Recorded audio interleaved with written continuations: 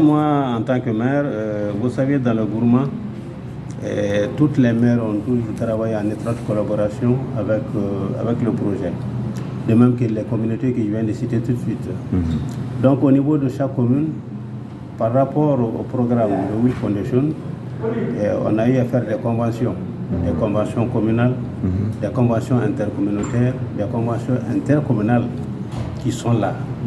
Vraiment, la mise en œuvre de ces conventions ne peut pas aller sans l'appui.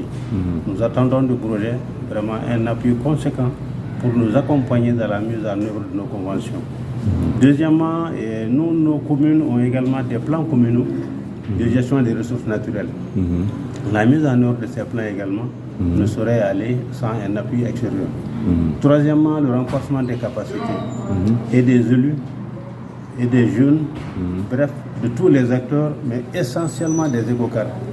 Les éco-gardes, c'est des jeunes organisés en réseau qui permettent de véhiculer toutes les informations nécessaires, non seulement à la survie de l'éléphant, et aussi à tout ce qui concerne la sécurité dans notre zone, mais particulièrement par rapport à la survie au parcours de l'éléphant. Donc ce réseau d'éco-gardes vraiment a fortement besoin de renforcer ses capacités pour pouvoir mieux jouer son rôle dans la surveillance du parcours et du bien-être de l'éléphant. Contribuer même vraiment au conflit homme-éléphant dans la zone. Pour nos attentes, c'est la consolidation de ce qui est déjà commencé, parce que vous savez que quand une activité ou une activité menée au niveau d'une communauté, c'est comme un enfant qui vient de naître. Il a besoin des accompagnants jusqu'à ce qu'on atteigne les objectifs que les communautés et les projets se sont fixés. On remercie encore le pape Bio Wissem pour renforcer les appuis supplémentaires, surtout au niveau du renforcement de capacité, des échanges comme celle qu'on a pu faire cette année. Nos difficultés jusqu'à présent, on n'a pas de moyens de transport pour emporter les nattes, pour les vendre, parce qu'on ne les vend pas chez nous là-bas. On a des marchés pour les vendre. Il y a un petit village à côté de nous qui s'appelle Luna. Et on les apporte aussi à Douanza pour les vendre.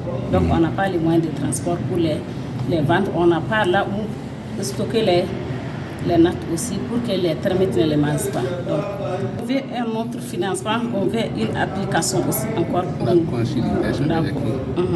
consolidation des acquis pour mieux nous financer encore. Ce que moi je demanderais vraiment à tous ces partenaires techniques et financiers, Will Foundation, l'Union européenne et tous les autres partenaires, c'est vraiment pour mieux capitaliser les acquis de la phase qui va s'achever bientôt et pour mieux aussi soutenir tous nos plans communaux de gestion des ressources naturelles, surtout de la faune et de l'éléphant en particulier, pour mieux mettre en œuvre nos conventions, pour qu'elles ne restent pas vraiment des papiers vides lancés dans les tiroirs.